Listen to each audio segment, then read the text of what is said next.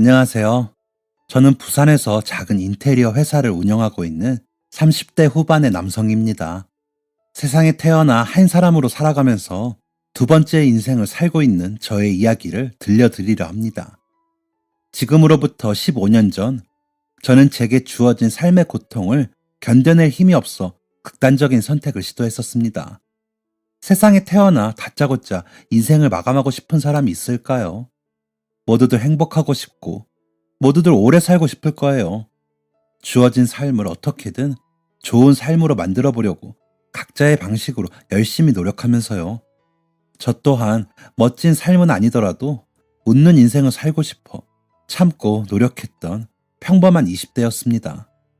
하지만 저의 그런 소망을 비웃기라도 하듯 세상은 유독 저에게만 가혹했던 것 같습니다. 처음 시작부터 그랬습니다. 저는 부모가 없는 채 이 세상에 던져진 아이였거든요. 제 인생의 첫 시작은 시골 깡촌 구석진 곳의 어느 보육원이었습니다.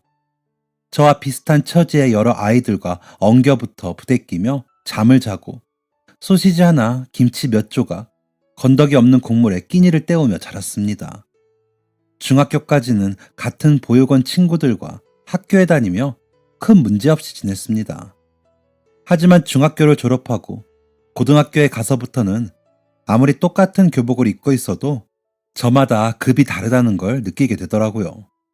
제가 그림 그리는 걸 참 좋아해서 미술 선생님이 절 많이 아껴주셨어요. 선생님께서도 제 처지를 아시다 보니 어느 날은 저를 불러다 이렇게 말씀하셨어요.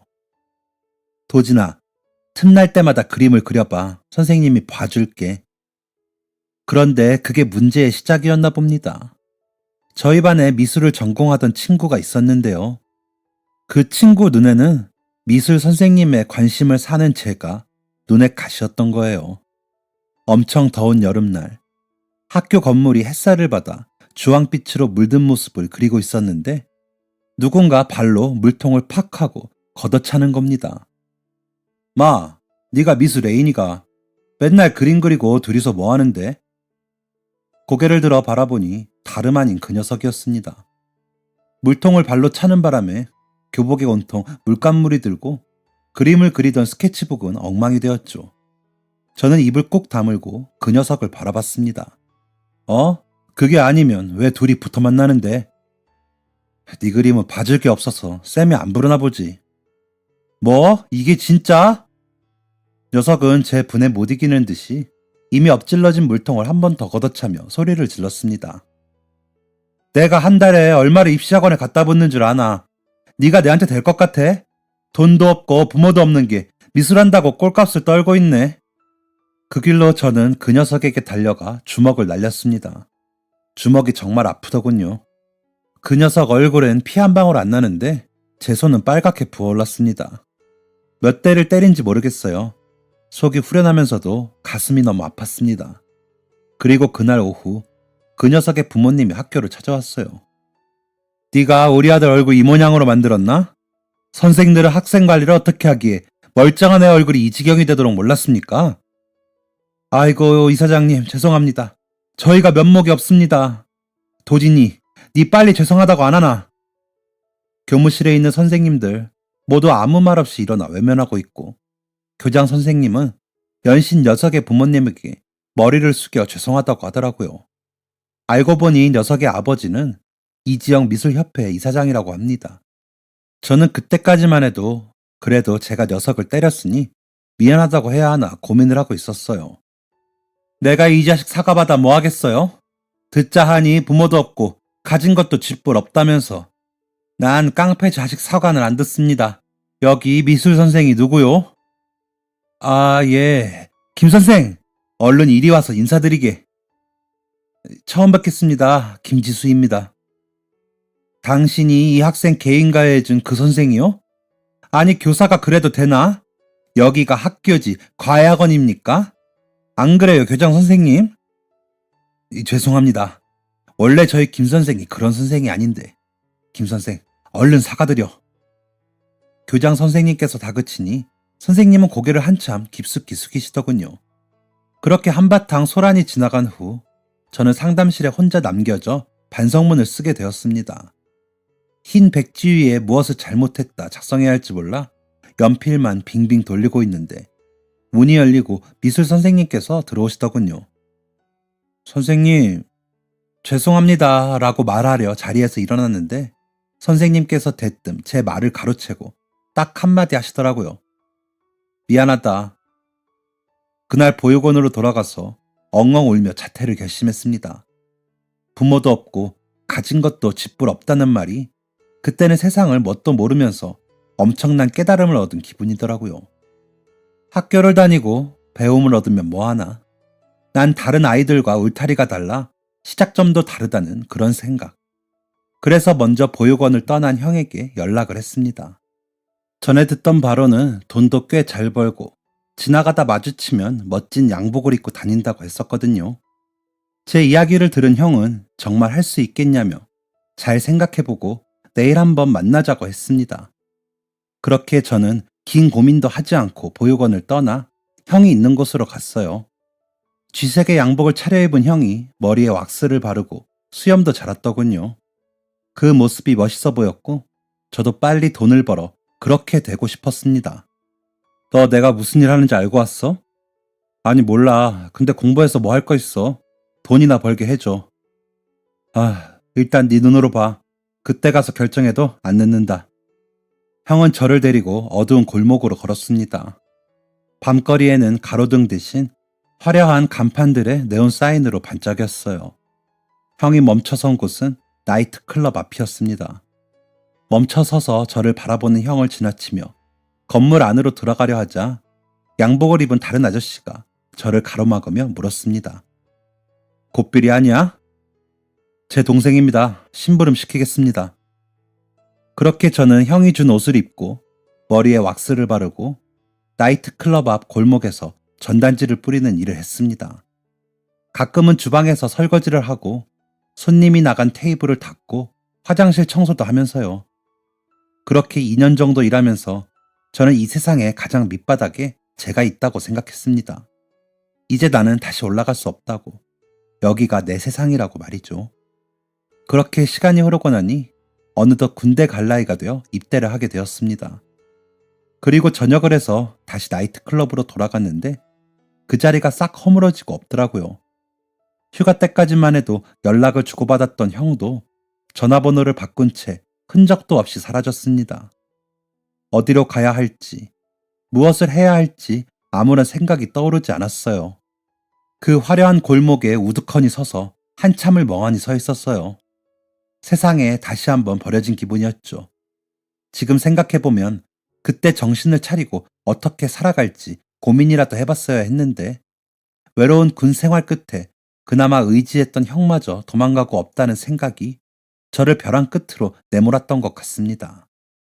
그때 당시 저는 잘 살아보자라는 생각이 조금도 들지 않았어요. 정말 아무 생각 없이 하루 종일 거리를 걸었다가 하루 종일 앉아있다가 반복했었죠. 그리고 강물에 뛰어들려는 순간 지나갔던 경찰이 차를 멈춰 세우고 제게로 달려왔어요. 선생님, 위험하니까 일단 내려오세요. 저는 고개를 돌려 그 경찰관을 쳐다봤습니다. 40대 중후반으로 보이는 남자분이셨어요.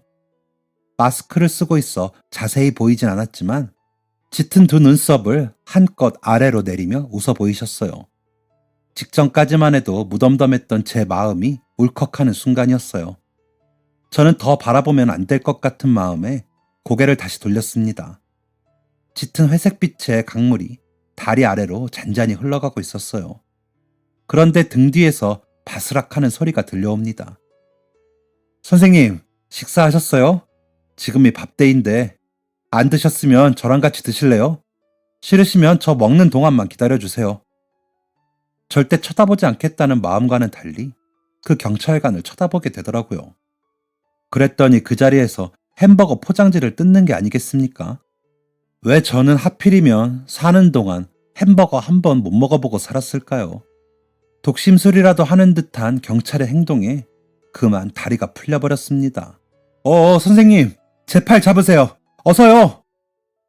제가 도로변으로 풀썩 주저앉아버리자 경찰관이 들고 있던 햄버거를 땅에 던지고 뛰어와 저를 안아버리더군요.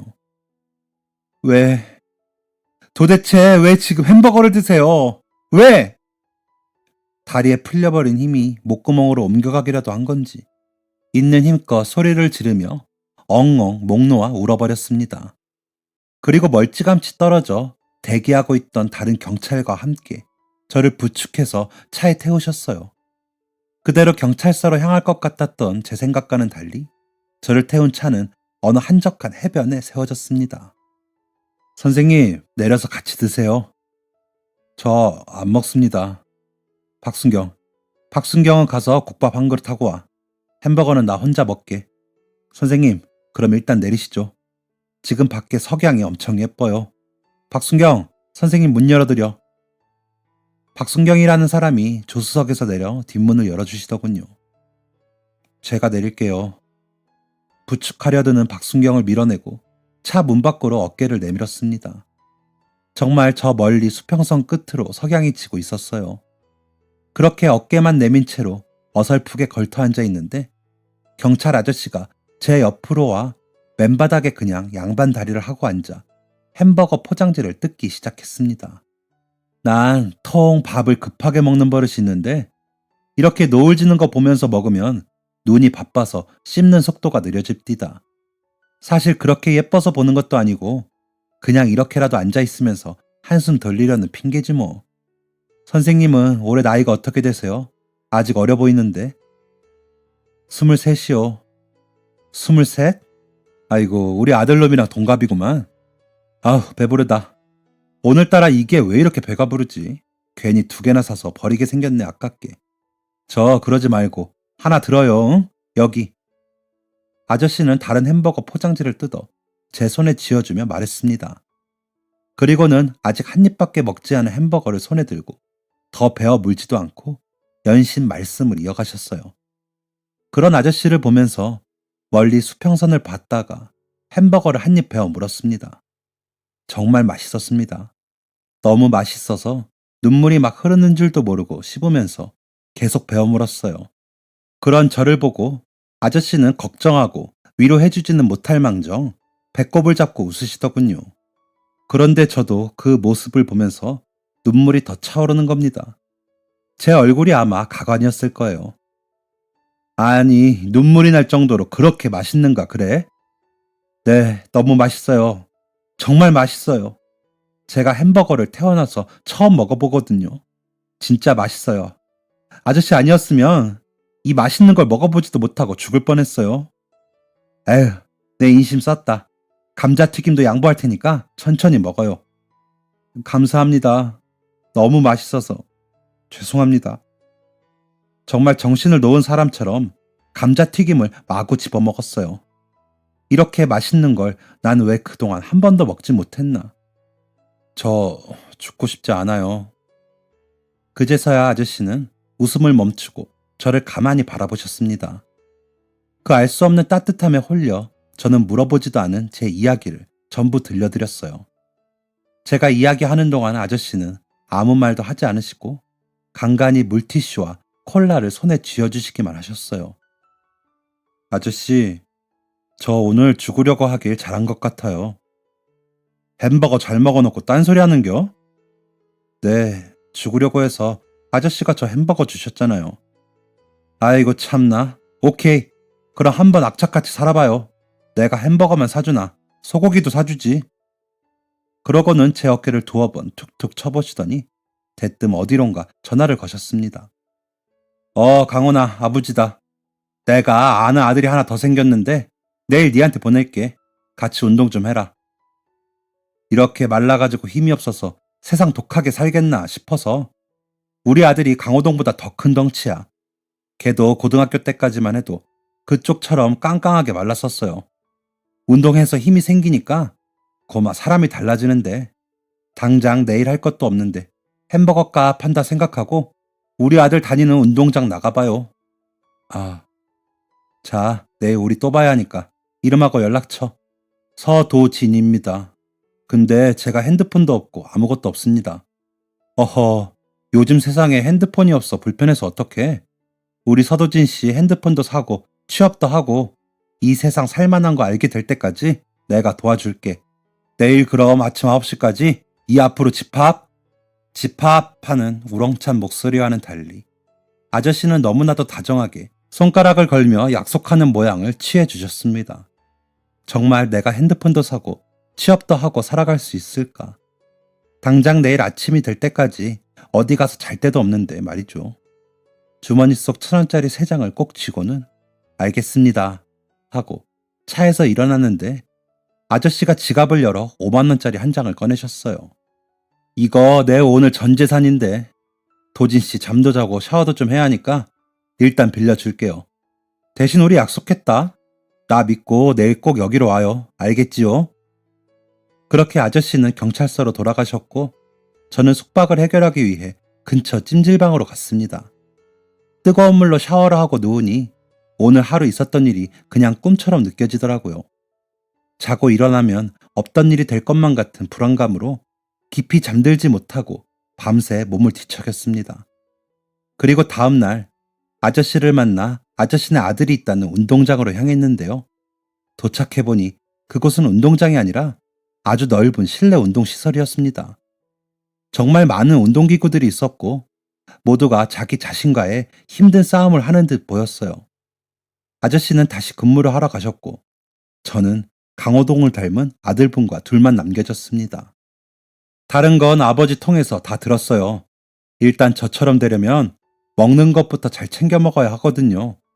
오늘 제가 먹는 도시락 2배로 싸왔으니까 같이 먹고 운동하기 전에 여기서 일한다고 생각하시고 바닥 청소, 샤워실 청소하면서 저녁까지 계시면 돼요. 네, 감사합니다. 제 이름은 송강훈, 나이는 26. 나도 여기 사장 아니고 직원이니까 열심히 일하고 월급은 매달 15일에 들어와요. 우리 사장님 빡세다. 같이 파이팅 합시다. 도시락을 함께 나눠 먹으며 대화를 나누어 보니 여기서 3달 정도 잠시 일하면서 용돈 벌고 운동 배우고 앞으로 어떤 일을 할지 고민할 수 있도록 아저씨께서 따로 배려해 주신 것이었습니다. 나와 전혀 관계없는 분이 나를 위해 이렇게까지 마음을 써주시는 게 기분이 좋으면서도 살짝 불편한, 그러니까 지금 생각해보면 그때 제가 인생 처음으로 마음에 빚을 진다 라는 감정을 느껴본 것이지요. 저는 그렇게 인생 처음 기분 좋은 빚을 지고 그 어떤 하루들보다 성실하게 살아갔습니다. 아침 일찍 출근해서 문을 열고 청소를 하고 밥을 먹고 또 수건을 개고 남는 시간엔 강훈이 형과 운동을 했습니다. 퇴근 후에는 편의점 야간 알바를 하며 책을 읽었습니다. 뭔가가 되기 위해선 세상을 알아야 했으니까요. 그렇게 한 달가량 시간을 보내고 나니 첫 월급날이 되었고 저는 그 돈으로 보증금 없이 몸만 누일 수 있을 정도의 아주 작은 새빵을 구할 수 있게 되었습니다. 그리고 치킨 한 마리를 사서 아저씨가 계시는 경찰서로 갔어요. 그때 치킨을 사서 걸어가던 그 기분이 아직도 생생합니다. 잊은 지 오래되어 마음속 깊은 곳에 숨어있던 성취감을 다시 느껴보았거든요. 아저씨께서는 처음부터 그랬듯 덤덤하고 따뜻하게 제 손을 잡아주시면서 이런 걸 왜 사왔냐며 한박 웃음을 지어주셨어요. 그렇게 인사를 드리고 편의점 알바를 갔는데 아저씨가 근무를 마치시고 편의점으로 오셨습니다. 이제 조금은 어떻게 살아가야 할지 감이 오는가? 아직은 모르겠는 게 더 많은 것 같습니다. 그래도 저 취직하고 싶은 곳이 생겼어요. 오호, 그래? 어떤 곳인데? 저는 보관해 두었던 팸플릿을 아저씨께 보여드렸습니다. 대학을 나오지 않아도 지원이 가능하다는 문구가 쓰여진 인테리어 회사였습니다. 아저씨는 회사 좋네 하며 남은 캔맥주를 한 입에 털어넣으시고 말씀하셨어요. 내가 믿어줄 테니까 너는 그걸 해내는 사람이 되는 거다. 도진아, 이제 밥도 먹고 운동도 하고 웃을 일이 생기니까 불안함도 생기지? 살아보니까 불안한 만큼 절실해지더라. 네가 딱 멋지게 그려놓은 상상, 결국엔 네가 현실로 바꿔놓을 거야. 내가 사람만 난 기가 막히게 잘 보거든. 저는 그날 그렇게 또 아저씨께 마음의 빚을 졌습니다. 이런 말은 누가 저한테 직접 해주지 않고 드라마에 나오는 대사에서나 들어볼 수 있는 말이었거든요. 믿어줄 테니까 해내는 사람이 되자. 그렇게 수없이 되뇌며 약 1년 동안 아르바이트와 인테리어 공부를 병행했습니다. 학원도 가고 자격증도 따면서 바쁜 시간을 보내고 드디어 지원한 인테리어 회사, 드라마처럼 합격을 했습니다. 회사에 다니는 동안 아저씨를 아버지라 여기고 강훈이 형을 친형이라 생각하며 자주 찾아뵙진 못해도 매일 전화하고 안부를 물으며 지냈습니다. 입사한 회사는 정말 좋은 회사였어요. 남들보다 속도가 느리고 처음 하는 일이라 잔실수도 많았지만요. 차츰 적응해가며 시야를 넓혀가니 욕심이 나는 것도 많았어요. 우선 성실부터 해보자는 마음가짐으로 3년 정도 팀장님 밑에서 열심히 배웠습니다. 입사 후 저의 마음속 목표는 팀장님의 훌륭한 오른팔이 되자 이었거든요. 팀장님 꽁무니만 쫓아다니며 하나라도 더 챙기고자 했습니다. 혹시 미우새라는 말을 아시나요? 미운 우리 새끼의 줄임말이라고 해요. 저의 별명이 질무새였습니다.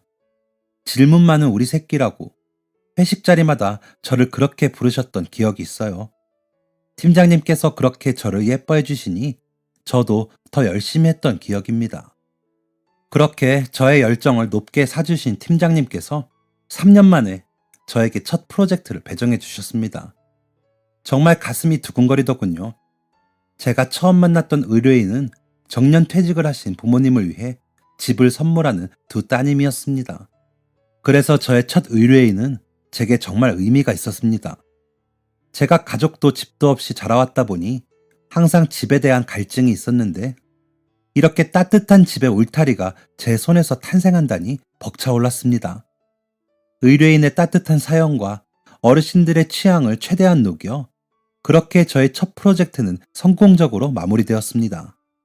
한적한 해변 근처의 조용한 마을이라 작업을 마치고 집에 돌아가는 길에 들리던 파도 소리가 참 좋았던 기억입니다. 첫 프로젝트를 마무리한 후에는 생각보다 기쁘지 않고 서운한 마음이 들었어요. 하지만 며칠 후 통장에 찍힌 금액을 보고 서운함보다는 기쁨이 자리 잡았답니다. 태어나서 그렇게 큰 돈은 처음이었으니까요. 통장에 찍힌 금액을 보자마자 저는 아저씨가 제일 먼저 생각났어요. 결국 괜찮다, 너희들끼리 다녀와라 하시는 아저씨를 억지로 차에 모시고 강훈이 형과 셋이서 가까운 곳으로 당일치기 여행을 떠났습니다. 내가 점심밥으로 이런 곳에 와서 한우를 구워 먹기는 또 처음이다. 많이 드시고 식사 후에는 저 앞에 있는 카페로 가서 커피도 마셔야 해요. 오늘 일정이 빠듯합니다. 도진이 악착같이 잘 살면 내가 소고기 사주기로 했는데 어찌 내가 얻어먹고 있네. 카페 가면 커피는 내가 사마. 그건 곤란합니다, 아저씨. 커피는 강훈이 형이 사기로 했거든요. 그냥 저희가 모시는 대로 맛있게 드셔주시기만 하세요. 아이고, 이놈들이 나 참. 그날 그렇게 셋이서 함께 맛있는 소고기도 먹고 커피도 마시고 숲길도 함께 걸으면서 문득 이런 게 가족일까라는 생각을 했어요. 이런 생각을 하는 게 아저씨나 강훈이 형에겐 부담일 수도 있겠다는 생각에 금방 지워버린 생각이지만요. 짧지만 마음 가득 행복을 채우고 돌아올 수 있었던 여행. 그 후에 저는 더 부자가 되기로 결심했습니다. 숲길을 걸으며 아저씨가 하신 말씀이 제 마음에 와닿았거든요. 맨날 사람들 소리, 사이렌 소리, 시끄러운 소리만 듣다가 이렇게 숲에 오니 참 좋네. 조용하고 플레음도 좋고 새소리가 이렇게 듣기 좋았나 싶다. 앞으로 종종 이렇게 같이 오자. 알았지? 먼 미래가 될 수도 있겠지만 그 숲을 아저씨에게 선물할 수만 있다면 꼭 드리고 싶다는 생각을 했어요. 저는 그 후에도 여러 프로젝트를 맡았는데 가끔 제가 가진 역량이 부족하다는 생각이 들곤 했습니다. 그래서 틈틈이 관련된 공부를 더해서 학위를 땄어요. 더 성공해서 아저씨에게 큰 선물을 해드리고 싶었거든요. 그렇게 학위를 따니 더 좋은 프로젝트들을 맡게 되었고 회사에서 인정받아 승진을 하고 모아둔 돈과 팀원들을 데리고 사업을 시작했습니다. 이 일을 시작한 지 12년 만에 저만의 인테리어 회사를 차린 거죠. 업계에서 소문이 나기 시작하니 기존 의뢰인들의 소개를 받아 무리 없이 프로젝트들을 이어갈 수 있었습니다. 그러던 어느 날 거래처 사장님과 만나 밤늦게 고깃집에 갔는데 고깃집 TV에 지역 뉴스가 흘러나왔습니다. 복역을 마치고 출소한 이모 씨가 앙심을 품고 경찰이 살고 있는 자택에 보복성 방화를 저질러 범행 1시간 만에 인근 가게에서 붙잡혔습니다.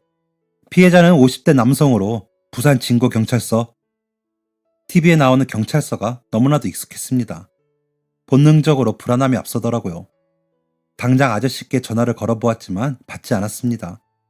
강훈이 형에게도 전화를 걸어보았지만 역시나 받지 않더군요. 결국 전 그대로 경찰서에 뛰어갔어요. 경찰서는 이미 난리였습니다. 경위님은요? 도진아, 지금 경위님 병원에 계신다. 안 되는데. 세상이 무너지는 듯 했습니다. 저는 아저씨가 계신다는 병원으로 또 뛰었습니다. 형! 도진아, 아버지가... 아저씨는요? 어디 계세요? 지금 수술실 들어가셨다. 근데 정말 너무 많이 다치셔서. 아저씨께서는 근무를 마치고 집에 누워 쉬시다가 깜빡 주무시게 됐는데 범인이 열려있던 창문 틈으로 불을 지피고 도주했다고 했습니다. 범인은 2년 전 아저씨에게 붙잡혀 깜빵살이를 하고 이달 막 출소했다고 하더군요. 억장이 무너진다는 게 이런 건지 수술을 끝마치고 나온 아저씨의 얼굴을 보니 가슴이 찢어졌습니다. 그런 저를 보고 아저씨는 또 언제나 그랬듯 덤덤하게 미소 지으며 말씀하셨어요. 두 아들 잘 키워놨으니 이제 내 고만 일하고 쉬라고 이런 일이 생기나 보다. 밥은 먹었나?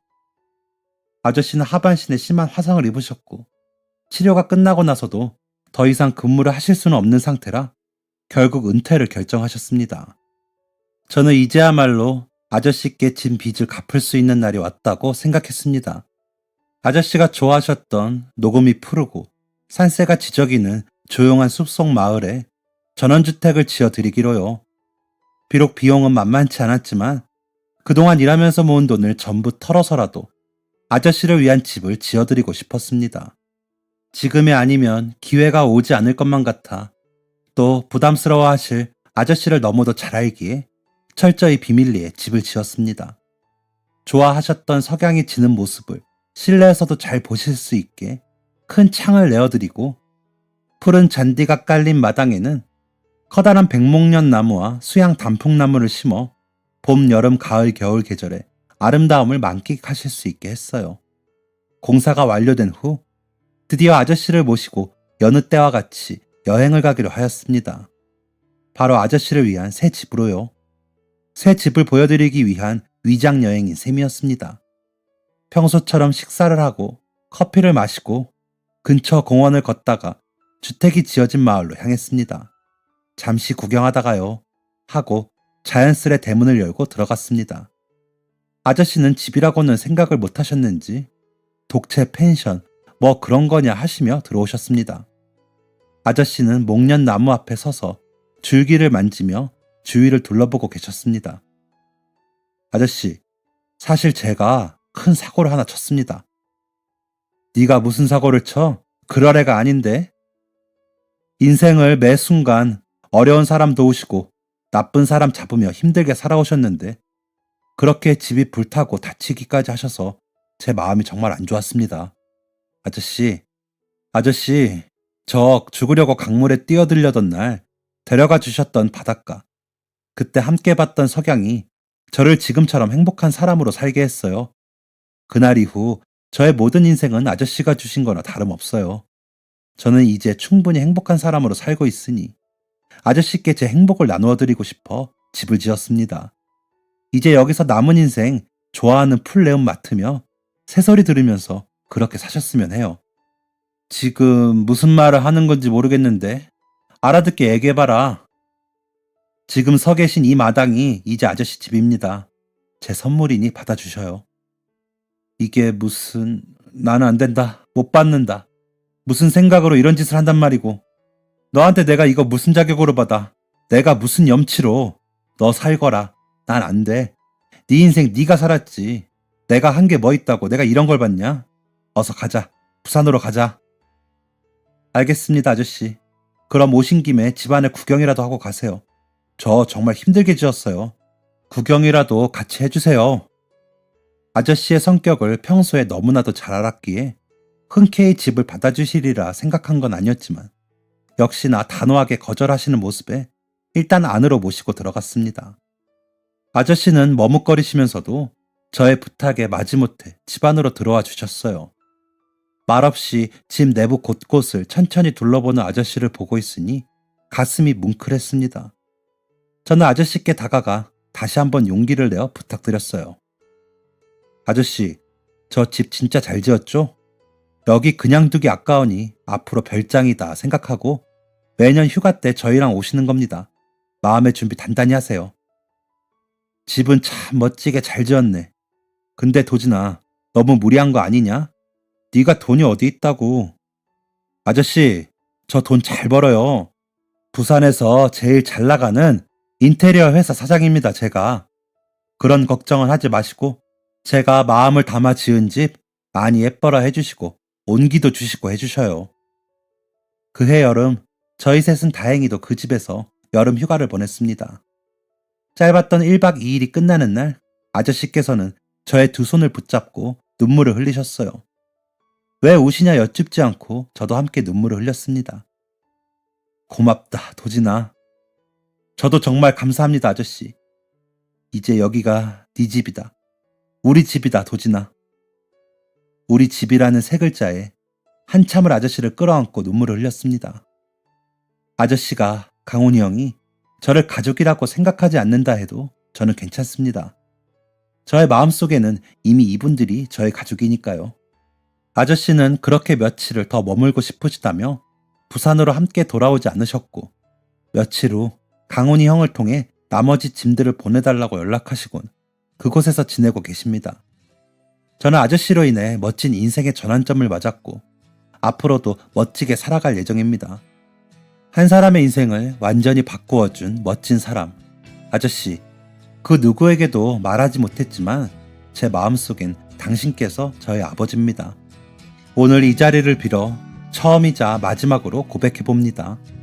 아버지, 저에게 인생이라는 기쁨과 행복이라는 선물을 주셔서 진심으로 감사합니다. 저의 남은 인생도 아버지가 그러하셨듯이 어려운 사람을 돕는 사람이 되겠습니다. 사랑합니다. 저의 긴 사연 들어주신 시청자 여러분들께도 감사 인사를 드립니다. 항상 건강하세요. 감사합니다. 지금까지 사연 들어주셔서 감사합니다. 사연이 재밌으셨다면 구독과 좋아요를 눌러주세요. 감사합니다. 안녕히 계세요.